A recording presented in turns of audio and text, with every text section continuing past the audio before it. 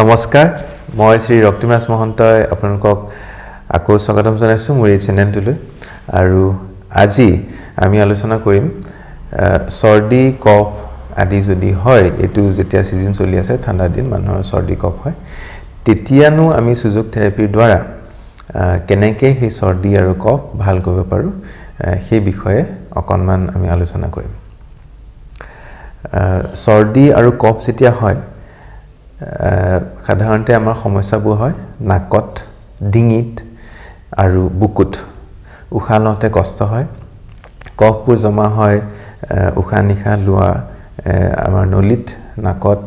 বা ডিঙিত বা আমাৰ লাংছত বা ট্ৰেকিয়া আৰু ফেৰিংক্স আৰু লেৰিংছৰ ভিতৰত কফবোৰ জমা হয় আৰু তেতিয়া উশাহ নিশাহ লোৱাত কষ্ট হয় আৰু সেইখিনি আমি কেনে ধৰণে সাফা কৰিম বা সোনকালে কেনে ধৰণে উশাহ নিশাহ লোৱাত আমাৰ সুবিধা হৈ যাব তাৰ বিষয়ে আমি কিছু মই আগবঢ়াম তথ্য প্ৰথমে আমি ক্লিয়াৰ কৰিব লাগিব আমাৰ নাকটো যদি নাকটো বন্ধ হৈ আছে তেন্তে নাকটোনো কেনেকৈ আমি ঠিক কৰিম বা ক্লিয়াৰ কৰিম কফবোৰ গুছাম সেইটো প্ৰথমতে মই আপোনাক দেখুৱাই লৈছো আৰু তাৰ কাৰণে আমাক দৰকাৰ হ'ব এনেকুৱা ধৰণৰ এটা ইনস্ট্ৰুমেন্ট মই আগতে আপোনালোকক দেখুৱাইছো এডালক কয় জিমি বা প্ৰব বুলি কয় এই জিমি আৰু প্ৰবডালৰ সহায়ত প্ৰথমতে আমি নাকটো কেনেকৈ আমি সাফা কৰিব পাৰো কফবোৰ গুছাব পাৰো সেইটো দেখুৱাইছো বুঢ়া আঙুলিৰ এই প্ৰথম পৰ্বটোৰ একেবাৰে চেণ্টাৰত লাহে লাহে এই যেটো জুং আছে জুংটোৰে অকনমান টিপি আগবাঢ়ি তলৰ ফালে যাব ওপৰৰ ফালৰ পৰা টিপি অকনমান তলৰ ফালে যাব আৰু কোনোবা এডোখৰ জেগাত বিষ বৰ বেছিকে হ'ব আৰু যি ডোখৰ জেগাত বিষটো বেছিকে হয় গম পাব যে সেইখিনি জেগাত ব্লকেজ আছে কফ জমা হয় তাত ব্লক কৰি থৈছে সেই জেগাখিনিত আপুনি এনেকৈ হেচি মাসাজ কৰিব পাৰে বা ক্লকৱাইজ বা এন্টি ক্লকৱাইজ এনেকৈ ঘূৰাই জেগাখিনি যেতিয়া মালিশ কৰিব 2 বা 3 মিনিটৰ কাৰণে তেতিয়া দেখিব লাহে লাহে আপোনাৰ নাকটো ব্লকেজটো ক্লিয়াৰ হৈ গৈছে আৰু কফবোৰ তেনেকৈ আঁতৰি যাব আৰু নাক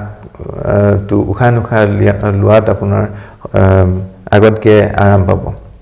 গতিকে নাকটো তেনেকৈ ধৰণে আমি যদি সৰ্দি হয় তেনেহলে সাফ কৰি ল'ব পাৰো আৰু তেতিয়া বহু পৰিমাণে আৰাম পাম তাৰ পাছত আমি সাফ কৰিব লাগিব আমাৰ ডিঙিৰ কাৰণে আমি নামি আহিব লাগিব এই অঞ্চলটোৰ পৰা তললৈ তাৰমানে বুঢ়া আঙুলিৰ এই দ্বিতীয় পৰ্বটো লাহে লাহে এই আগৰ দৰে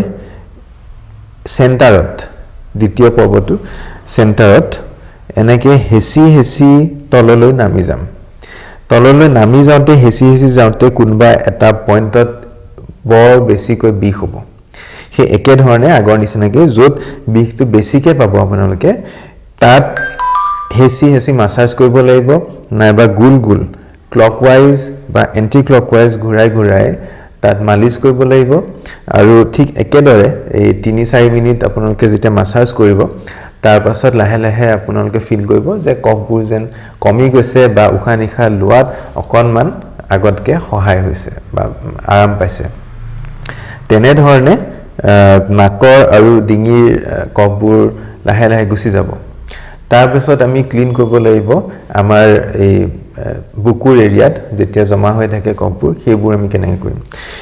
সেই এৰিয়াটো তাৰ কাৰণে আমি এই এৰিয়াটো বুঢ়া আঙুলিৰ তলত এই মঙহখিনি যিখিনি আছে আৰু অকনমান এইটো ফালে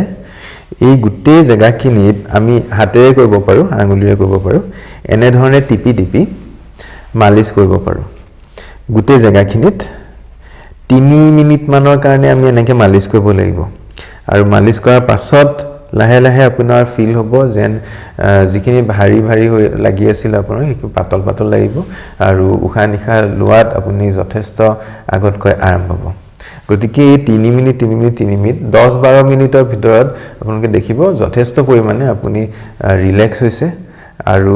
তেনেকৈ দিনটো 3-4 বাৰ মান কৰাৰ পিছত বা যদি কফ বহুত বেছি হৈছে তেনেহলে 2-3 দিন হয়তো লাগিব পাৰে আৰু তেনেকৈ আপোনাৰ সম্পূৰ্ণভাৱে কফ বা চৰ্দি বেমাৰ ভাল হৈ যাব যদি আপোনাৰ কম হৈছে তেনেহ'লে তো কথাই নাই অতি সোনকালেই ভাল হৈ যাব এবাৰ বা দুবাৰ কৰাৰ লগে লগে ভাল হৈ যাব